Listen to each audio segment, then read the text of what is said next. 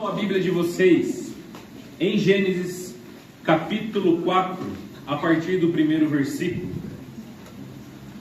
Gênesis capítulo 4, a partir do versículo 1. E nós vamos meditar nessa noite no tema: tome cuidado com você mesmo. Porque muitas vezes a gente está acostumado a tomar cuidado com os outros, tomar cuidado com o que acontece lá fora, mas muitas vezes nós não tomamos cuidado conosco mesmo. Então essa noite nós vamos falar sobre esse tema. Gênesis capítulo 4, a partir do primeiro versículo, assim diz a palavra de Deus. Adão teve relações com Eva, sua mulher. Ela engravidou e deu à luz Caim. Disse ela: com o auxílio do Senhor tive um filho homem. Voltou a dar à luz e desta vez a Abel, o irmão dele. Abel tornou-se pastor de ovelhas e Caim agricultor. Passado algum tempo, Caim trouxe o fruto da terra, uma oferta ao Senhor. Abel, por sua vez, trouxe as partes gordas das primeiras crias do rebanho. O Senhor aceitou com agrado Abel e sua oferta, mas não aceitou Caim e a sua oferta.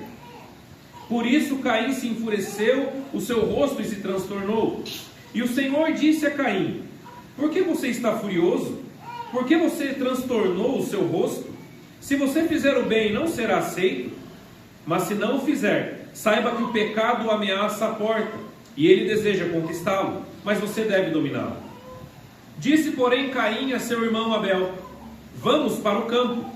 Quando estavam lá, Caim atacou o seu irmão Abel e o matou. Então o Senhor perguntou a Caim: onde está o seu irmão Abel? Ele respondeu: não sei, sou responsável do meu irmão.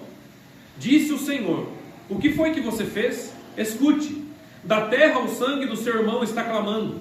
Agora amaldiçoado é você pela terra, que abriu a boca para receber da sua mão o sangue do seu irmão. Quando você cultivar a terra, esta não dará a você mais a sua força. Você será um fugitivo errante pelo mundo. Disse Caim ao Senhor: meu castigo é maior do que posso suportar. Hoje me expulsas da terra e terei que me esconder da tua face. Serei um fugitivo errante pelo mundo, e qualquer um que me encontrar me matará. Mas o Senhor lhe respondeu: não será assim. Se alguém matar Caim, sofrerá 7 vezes a vingança. O Senhor colocou um sinal em Caim, para que ninguém que viesse encontrá-lo matasse. Então Caim afastou-se da presença do Senhor e foi viver na terra de Nod, a leste do Éden. Vamos orar. Senhor Deus, nós já cantamos louvores ao teu nome, já meditamos, Pai, em alguns versículos que foram lidos, já participamos da ceia do Senhor, a qual o Senhor nos ordenou. E agora eu peço que o Senhor me use apenas como uma ferramenta, pois eu não passo disso. Que o Senhor fale através de mim para a edificação da tua igreja, que não venha nada da minha pessoa, porque a minha pessoa não tem nada para acrescentar na vida de ninguém. Mas o teu Santo Espírito cura, liberta e transforma. E todos estão essa noite para ouvir a tua voz, inclusive eu. Muito obrigado, Senhor, essa oração que nós fazemos, em nome de Jesus. Amém.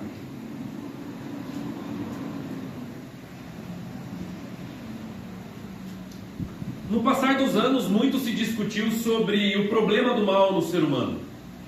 No passar dos séculos, vários pensadores e filósofos e cientistas surgiram para tentar explicar o problema do mal, para tentar explicar qual o problema do mal e o porquê o ser humano o comete. Alguma vez você já pensou isso? Por que será que o mundo está como está? Por que será que nós ligamos a TV, nos jornais policiais e acontece um crime pior do que o outro cada dia que passa? O amor se esfriou, as pessoas são egoístas, arrogantes, as pessoas passam por cima uma das outras. E nós perguntamos o porquê de tudo isso.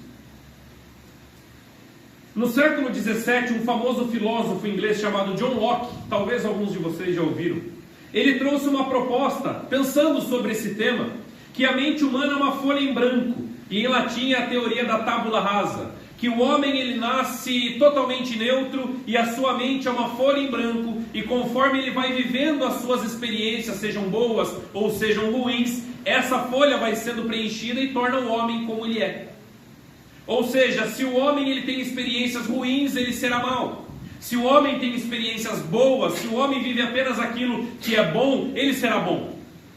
Essa teoria, ela trouxe essa ideia E durante muito tempo, muitas pessoas que acompanhavam este filósofo levaram adiante a sua ideia. Pois ele diz que o homem é apenas um resultado das suas experiências. O homem ele nasce com a sua mente em branco e ele é apenas resultado daquilo que ele vive. Porém a Bíblia foi clara a respeito do que o ser humano se tornou após a queda em Gênesis 3. Essa teoria levantada por esse filósofo está totalmente contrária ao que a Bíblia nos ensina a respeito do mal, a respeito do pecado. E hoje nós vamos pensar sobre isso.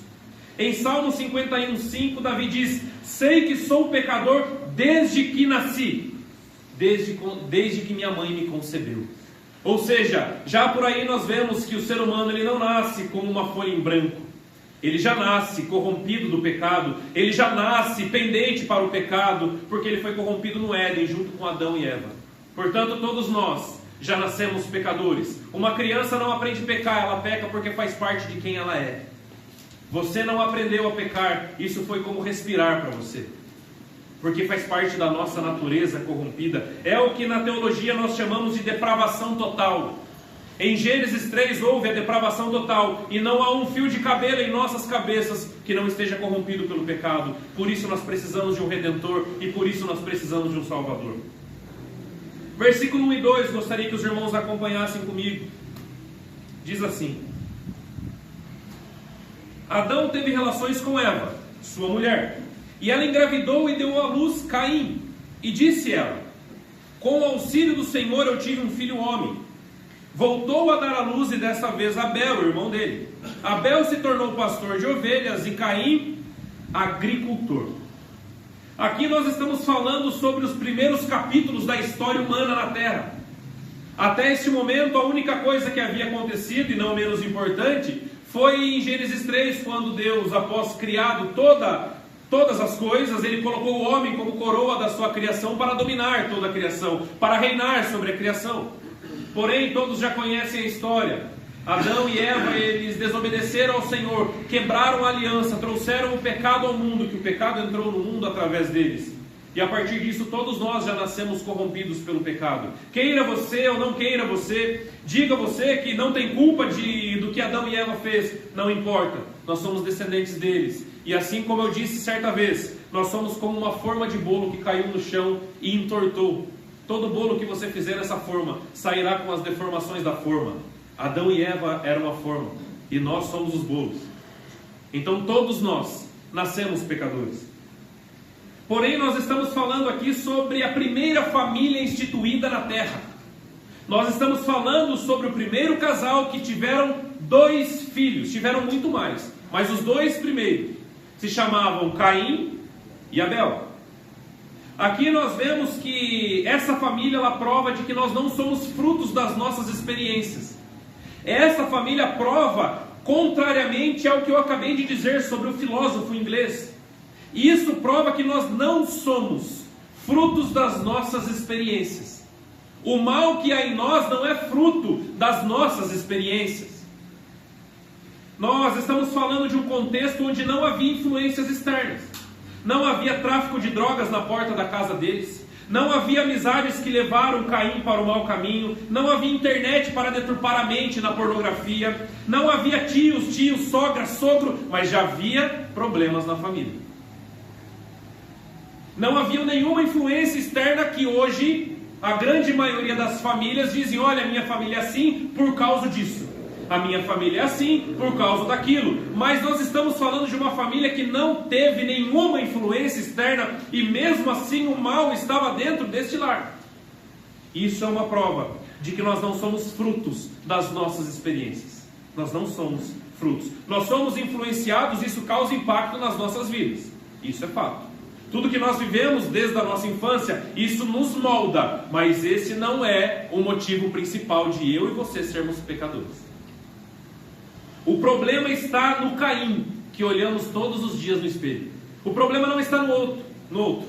O problema não está no seu familiar. O problema não está no seu cônjuge. O problema não está na sociedade que é má. O problema não está no governo. O problema está no Caim, que nós olhamos todos os dias pela manhã no espelho. Ou seja, o problema está em nós, dentro de nós.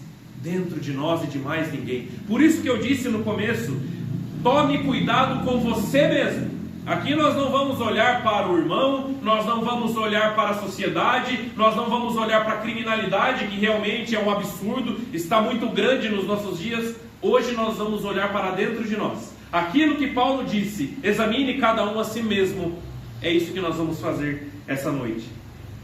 Gênesis 8:21 diz que o nosso coração, ele já nasce inclinado para o mal desde a nossa infância.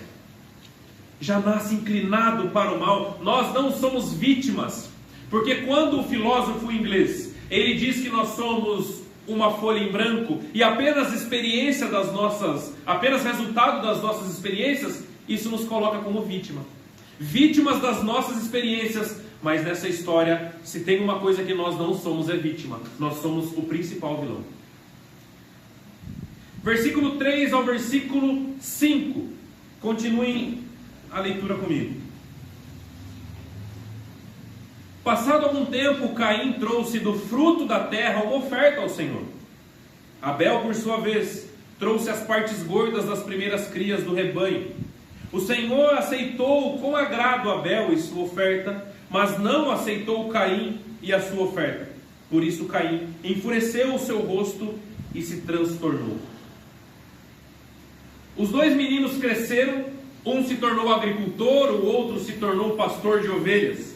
Certamente os dois receberam a mesma criação.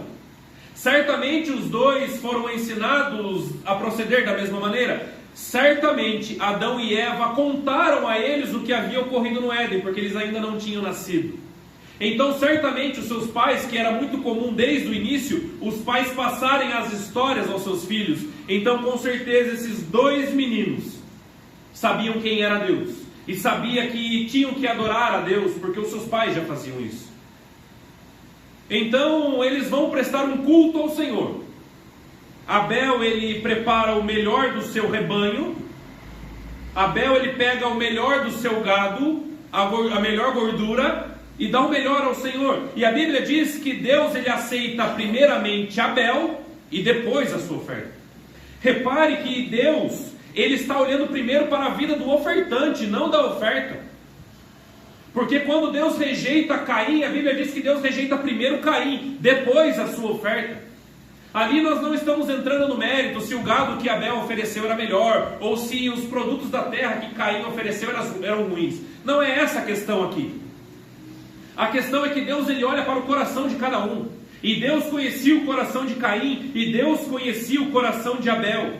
Enquanto um matou um animal e ofereceu ao Senhor as partes gordas, o outro trouxe produtos da terra que provavelmente eram bons também. Ele era agricultor, vocês acham que ele não sabia o que era bom e o que era ruim? Mas a questão estava no coração, e isso mostra uma coisa muito importante, que o culto que nós prestamos a Deus diz muito sobre quem nós somos. O culto que nós prestamos a Deus diz muito sobre os nossos corações, e não sobre o que estamos oferecendo. Se os irmãos se lembram, quando Jesus estava próximo ao ofertório, ele disse que quando a viúva levou uma moedinha, ele disse que a maior oferta foi dela, porque Jesus não estava olhando para o valor, Jesus estava olhando para a vida da pessoa.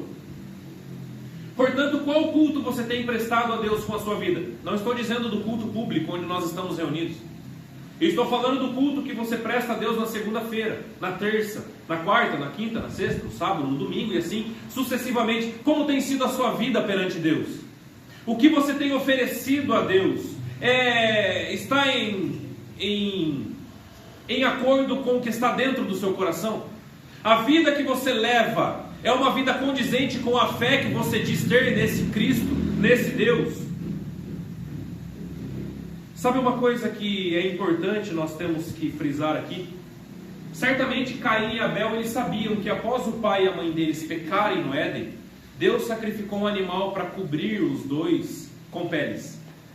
Sabe o que isso representa, irmãos? É um versículo tão pequeno, parece passar batido, mas isso tem um grande significado. Que toda vez que alguém pecou, alguém morreu. Toda vez que o pecado estava participando da cena, houve morte. O primeiro sacrifício foi por causa do pecado de um primeiro casal, e isso nos mostra a cruz, e isso nos leva para a cruz. Como eu disse no momento da ceia, não há perdão de pecado se não houver derramamento de sangue. Não há perdão de pecado se não houver sacrifícios. Foi assim desde o princípio. E Cristo é o nosso sacrifício perfeito. Ele é o Cordeiro de Deus que foi imolado no seu e no meu lugar. O nosso sacrifício perfeito, que é a única coisa que nos torna justos perante Deus. A Bíblia diz que Deus considera as nossas boas obras como trapo de imundície. Não pense você que Deus olha lá do céu e vê as suas boas obras, as quais vocês e eu julgamos ser boas obras, e não pense que Deus aplaude como se aquilo fosse justificar ou comprar a sua salvação, porque para Deus ninguém pode se justificar. O nosso pecado, ele ofende a santidade de Deus. O problema está em nós, o problema não está no outro. Se você sempre está acostumado a olhar para o outro e entender que o outro é um problema, comece a olhar para dentro de você, e você enxergará que você é tão problema quanto o outro. Não transfira a responsabilidade dos seus pecados para ninguém, porque isso é fazer um autoexame, isso é entender: eu estou errado e preciso mudar, eu estou errado e preciso de perdão. Portanto, quando Caim sabia que precisava sacrificar um animal, derramar sangue para oferecer uma oferta ao Senhor, e o que ele fez? Levou produtos da terra. Produtos da terra sangra. Produtos da terra sangra? Não, gente, não, né? Que bom. Achei que vocês conheciam algum e eu não. Falei, meu Deus. Abel fez o que era para ser feito. Abel, ele conhecia realmente o seu coração e ele sacrificou um animal para perdão de pecados, para agradar ao Senhor. Já o outro pegou o melhor da terra. E Hernandes Dias Lopes diz o seguinte: oferecer ao Senhor o melhor da terra era uma oferta que se baseava em boas obras. Já a oferta de Abel era uma oferta de arrependimento e perdão de pecados. Era como se Caim estivesse dizendo: quer saber, tem que oferecer sacrifício? Tá bom, vamos lá, vamos cumprir a formalidade. Deixa eu pegar o melhor da terra, eu vou lá e ofereço ao Senhor. Deus conhecia o coração dele. É a mesma coisa de você dizer assim: poxa vida, tem que ir na igreja hoje mesmo? Poxa vida, tem que ler a Bíblia mesmo hoje? Vamos ler para cumprir o protocolo, não é? Vamos cumprir o protocolo. Vamos ir na igreja. Vamos ler a Bíblia durante a semana. Mas e o seu coração? Essa é a pergunta. Você lê a Bíblia com qual motivação? Você vem da igreja com qual motivação? Talvez porque você não tinha nada melhor para fazer? Qual é a sua motivação? Vocês estão entendendo onde eu estou querendo chegar? Não é o que fazemos, mas o porquê fazemos. Não é o que fazemos, mas o nosso coração em fazer. Porque nós tocamos louvores aqui, porque os meninos eles tocam, porque eu prego, porque a irmã limpa a igreja, porque o Orlando faz a obra lá atrás que nós estamos construindo. O porquê nós fazemos o que nós fazemos? Para impressionar alguém? Para cumprir protocolos? Se é essa a sua motivação, nós estamos igualzinho a Caim.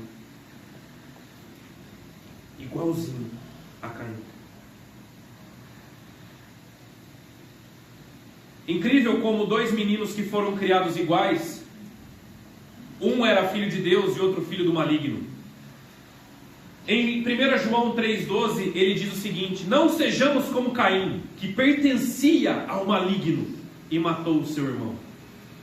Não sejamos igual Caim, que tinha o seu coração longe de Deus e pertencia ao maligno. Vocês entendem que não existe meio termo na vida espiritual? Existem pessoas que dizem: olha, eu não vou na igreja, mas eu creio em Deus, eu pago minhas contas, eu faço tudo certinho. Como se a pessoa, na cabeça dela, ela entendesse que há uma neutralidade e ela está nessa neutralidade. Ela não serve a Deus, mas também ela não serve ao diabo. Engano. Paulo diz em Efésios que aqueles que não estão debaixo do Senhor, não estão vivendo para o Senhor, automaticamente estão debaixo da influência do maligno. Não existe neutralidade. Se você não está debaixo da influência do Espírito Santo, você está debaixo da influência do maligno. Martin Lloyd Jones, ele diz que o diabo ele é tão astuto que ele domina o homem e ao mesmo tempo convence o homem de que o homem não está sendo dominado por ele. É engano você achar que você é neutro em alguma coisa. Ou você está num time ou você está no outro. Não tem meio termo. Versículos 6 e 7 diz assim: o Senhor disse a Caim: Por que você está furioso? Por que você se transtornou o seu rosto? Se você fizer o bem, não será aceito? Mas se não fizer, saiba que o pecado ameaça a porta. Ele quer conquistá-lo, mas você deve dominá-lo. Então o Senhor, ele rejeita primeiramente Caim. A rejeição de Deus foi para Caim, não pela sua oferta, porque o coração de Caim estava errado. O coração de Caim estava com a motivação errada. Então Caim se enfureceu. Caim ficou muito bravo. Essa é uma característica muito marcante de alguém que é rebelde. Não aceita disciplina. Deus vai até Caim e diz: olha, você fez errado. Se você fizer o bem, você não será aceito. Ele não aceitou a disciplina de Deus e enfureceu o seu rosto. E quando você não aceita a disciplina, é como se você estivesse dizendo: eu estou certo, então você pode falar o que quiser, mas eu sei o que eu estou fazendo. Ele auto se justificava perante Deus, porque ele não aceitou a disciplina. Ora, você me rejeitou, você aceitou o meu irmão, você aceitou a oferta do meu irmão, e por que não eu? Ora, eu sou maravilhoso. Ora, olhem os produtos que eu trouxe da terra para o Senhor. Mas o coração dele estava podre. O coração dele estava longe do Senhor. Alertou Deus, dizendo, porque Deus nos alerta. Alguém aqui sabe o que é certo e o que é errado? Alguém aqui já foi alertado por Deus nas mensagens, nas pregações, na leitura da Bíblia? Creio que sim, ninguém aqui é inocente. E Deus disse a Caim: saiba que o pecado ameaça a porta. Ele deseja conquistá-lo, mas basta você dominá-lo. Deus disse: Caim, você está indo por um caminho que não tem volta. Caim, você está indo por um caminho motivados pelas suas emoções. Tome cuidado com as suas emoções, você está furioso. Irmãos, deixa eu falar uma coisa para vocês. Deus nos fez com emoções. Sim ou não? Deus colocou em nós emoções. Mas essas emoções também foram corrompidas. As nossas emoções também foram corrompidas. Portanto, não seja levado pelas suas emoções. Tem uma frase aí fora que diz: siga o seu... Parece o diabo falando. Não siga o seu coração. A Bíblia diz que o nosso coração ele é enganoso. Não siga as suas emoções. Não seja levado apenas pelas suas emoções. Quantas vezes nós nos deixamos levar pelas nossas teimosias, pelas nossas vontades, pelas nossas emoções?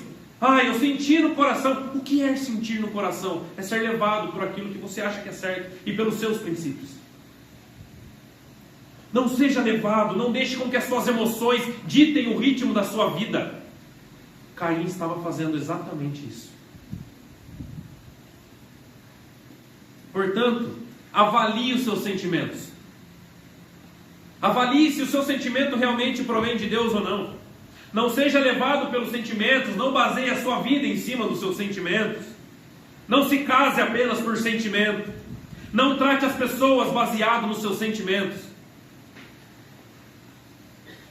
Porque o mesmo Deus que colocou emoções em nós, também colocou raciocínio. E é esse o problema, quando nós deixamos o nosso raciocínio de lado, para ser levado apenas por aquilo que nós sentimos. Esse é um grande problema. Sabe por que é um grande problema? Porque foi exatamente o que Eva sentiu, quando ela estava de frente com a árvore e a serpente. A Bíblia diz que ela olhou para o fruto e desejou, porque parecia ser agradável ao paladar. Ela desejou comer o fruto. A primeira coisa que o pecado causa em nós são emoções. Então não seja como Eva, não seja como Caim. Domine isso, porque Deus disse: olha, o pecado está à porta, mas basta você controlar os seus sentimentos, dominar os seus sentimentos, analise a situação, veja se isso está na palavra de Deus, veja se isso é da vontade de Deus, para então você tomar uma atitude. Não vá tomando as suas atitudes de acordo com os seus sentimentos apenas. Isso é muito arriscado. Versículo 8 ao 9, vamos ver aí o desfecho dessa história. Disse, porém, Caim ao seu irmão Abel: vamos para o campo. Quando estavam lá, Caim atacou o seu irmão e matou Abel. Então o Senhor perguntou a Caim: onde está o seu irmão Abel? Deus havia alertado. E repare que neste momento, quando ele já estava decidido a fazer o que ele estava para fazer, ele vestiu a máscara da falsidade. Caim, Abel, vamos dar uma volta no campo, de uma forma amigável, de uma forma, deixa eu dar um passeio com meu irmão mais novo, deixa eu fazer ele acreditar que eu estou convidando ele para algo bom, deixa eu convidá-lo para cair na minha armadilha. Então ele convida o seu irmão, e eu penso que Abel em sua cabeça disse: eu vou dar uma volta com meu irmão mais velho, nós vamos colocar o papo em dia, nós vamos realmente aí conversar coisa que talvez nós não conversamos há um bom tempo. Porém ele cai no seu plano como um cordeirinho. Os dois chegam no campo. Abel estava com certeza despreparado, não estava armado, ele estava apenas passeando com o irmão mais velho. Então Caim ataca o seu irmão e mata o seu irmão sem que ele tenha feito nada contra Caim. Caim não soube lidar com as emoções. Caim foi levado por ódio. Caim foi levado por fúria e matou alguém que nem sequer fez nada contra ele. Isso é muito perigoso.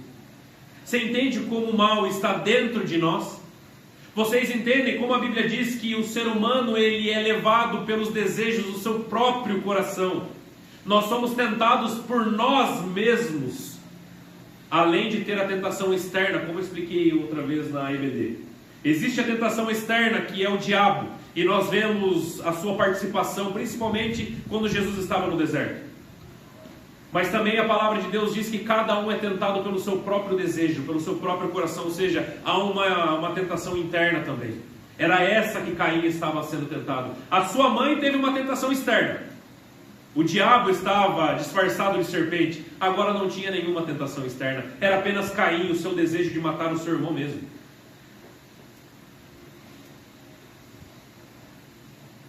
Após consumar o seu pecado, Caim tira a máscara da falsidade e veste a máscara da dissimulação. Imagino que na cabeça de Caim o crime era perfeito. Não existe crime perfeito, nós sabemos. Mas se existisse um crime perfeito, aquele seria um crime perfeito. Ele levou o seu irmão ao campo, matou o seu irmão lá. Ninguém soube, não havia câmeras de monitoramento, não havia, nenhum vizinho viu.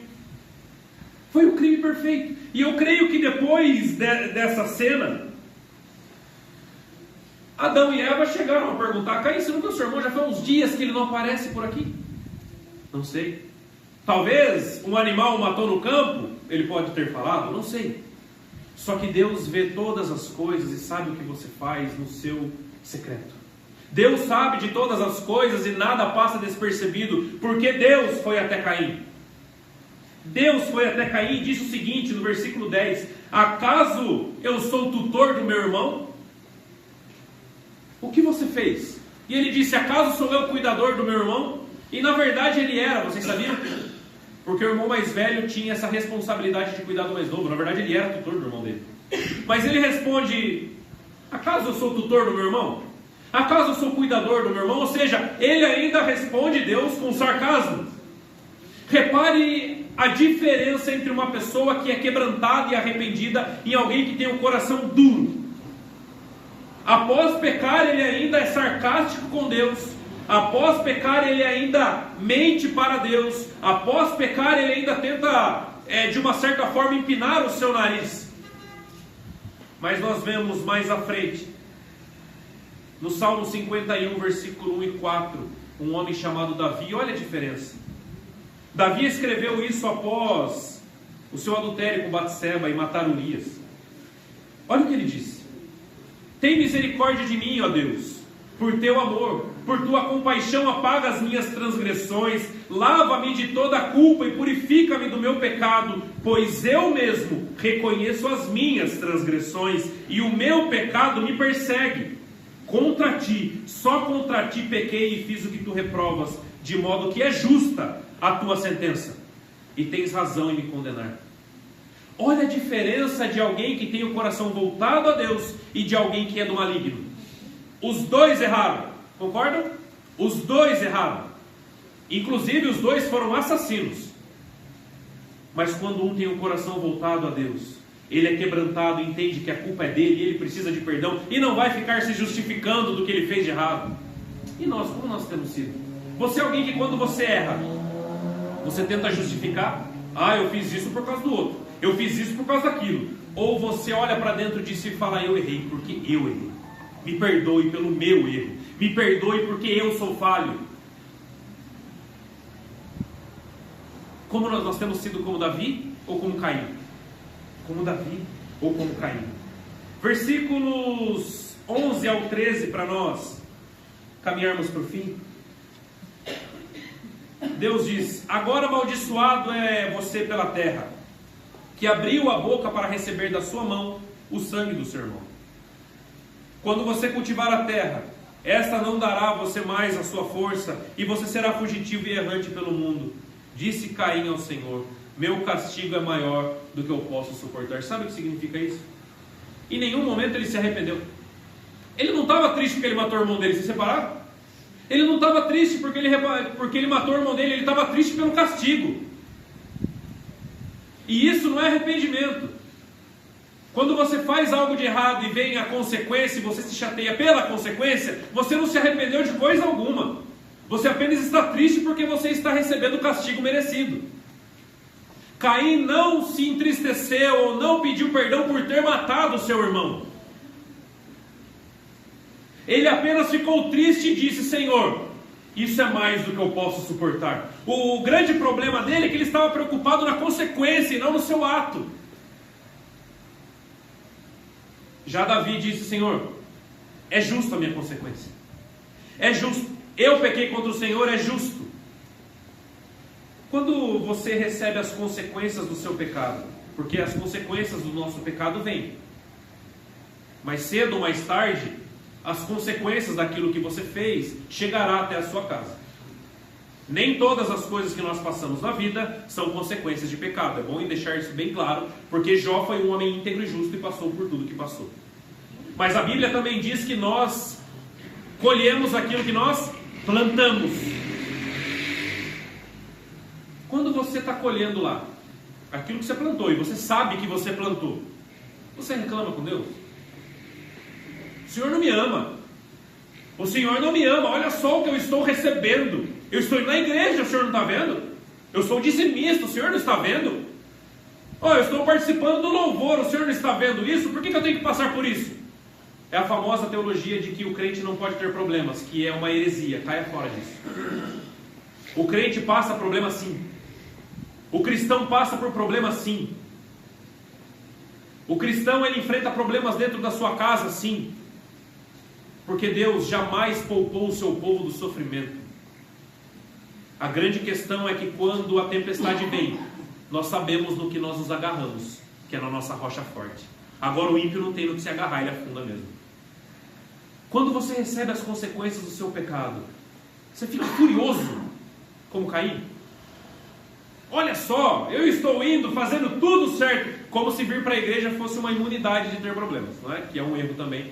Creio que quando você se converteu, ninguém te deu uma carteirinha de imunidade, agora você não vai sofrer mais. Tem uma igreja em Sorocaba, não vou citar o nome, mas vocês sabem. Uma placa enorme, lá perto do Terminal Santo Antônio, agora vocês sabem onde que é. Pare de sofrer. Poxa, faltou estar embaixo, morra. Para o crente. Você não vai passar por essa terra sem aflições. Você não vai passar por essa terra sem os seus problemas. Porque Jesus disse, no mundo vocês terão aflições, vocês terão problemas sim. Mas tem de bom ânimo, porque eu estou com vocês, eu venci o mundo. Sou eu que estou com vocês até o final dos tempos. A vida do cristão não se baseia no que ele vai conquistar nessa terra, mas na glória dos céus que está por vir. Essa é a vida do cristão. Paulo diz, eu nunca esqueço desse versículo, irmãos, em toda a minha caminhada, que o cristão que olha apenas para esse mundo, ele é o mais miserável de todos os homens. Ele é o mais miserável de todos os homens. Para nós concluirmos, irmãos, apenas para os irmãos verem que tudo que você faz respinga em alguém. Se você também acha que o que você faz só cabe a você e a vida é sua e está tudo bem, você também está errado. Versículo 23 e 24 diz assim: lá no final do capítulo. Disse Lameque às suas mulheres, Ada e Zilá: ouçam-me, mulheres de Lameque, escutem as minhas palavras. Eu matei um homem porque me feriu, e um menino porque me machucou. Se Caim é vingado 7 vezes, Lameque será 77. Sabe o que é isso? Lameque era a 4ª geração após Caim. Se passaram 4 gerações. E o assassinato continuou nos descendentes de Caim. A família de Caim se tornou assassino. Passou 4 gerações e ainda assim havia assassinos na família de Caim. E reparem que ele cita quem? Caim. O que você quer deixar para os seus filhos e para a sua família? Qual exemplo você é dentro da sua casa? Caim foi um péssimo exemplo porque 4 gerações depois o assassinato continuava constante. Repare que Lameque, ele era um homem violento. Matou um homem porque feriu ele. E um menino porque o machucou. Repare que era um homem assassino, um homem violento, um descendente de Caim. Não estou dizendo sobre maldição hereditária, isso também não existe. Mas eu estou dizendo, qual herança você quer deixar para os seus filhos? Dinheiro? Carro? Casa? Uma boa educação? O que você quer deixar para os seus filhos? Ou você quer deixar para os seus filhos e seus descendentes o temor ao Senhor? Ou você quer deixar para os seus filhos e netos o temor do Senhor? Eu sou pai, assim como existem muitos aqui. E é engano você entender que a sua criação é boa porque você dá o melhor tênis para o seu filho. E é um engano você achar que a sua criação é boa porque o seu filho estuda em uma boa escola, ou porque ele tem boas roupas, ou porque ele tem um videogame de última geração, ou porque ele tem coisas que outras crianças não têm. Isso é um engano. Se nós não deixarmos a palavra do Senhor para os nossos filhos, se eles vão crer ou não, aí é com eles. Nós não convertemos os nossos filhos. Nós ensinamos o caminho que a criança deve andar. Aí se ela vai andar ou não, não sei. Mas qual caminho você tem ensinado para o seu filho? Que exemplo? Se os seus netos daqui a pouco forem falar dos avós, de quem eles falarão? De quem eles falarão? Se daqui a alguns anos os seus filhos, e depois da sua morte os seus filhos estiverem falando, olha o meu pai ou a minha mãe, que mãe e pai é essa que eles vão falar? De qual pai e qual mãe eles vão lembrar? Da que deram tudo, mas não ensinaram nada? Daqueles que deram tudo, mas sempre passaram a mão na cabeça? Daqueles que nunca puxaram a orelha? Daqueles que nunca mostraram o erro, o pecado? Daqueles que nunca ensinaram a palavra de Deus? O que os seus filhos vão dizer sobre você? Que nós não sejamos como Caim. Que nós possamos deixar para as nossas gerações o temor do Senhor, e isso basta. Seu filho, quando crescer, ele vai trabalhar, vai conquistar as coisas dele. Que não seja o seu propósito deixar coisas, mas deixar valores e princípios. Amém, irmãos? Vamos orar.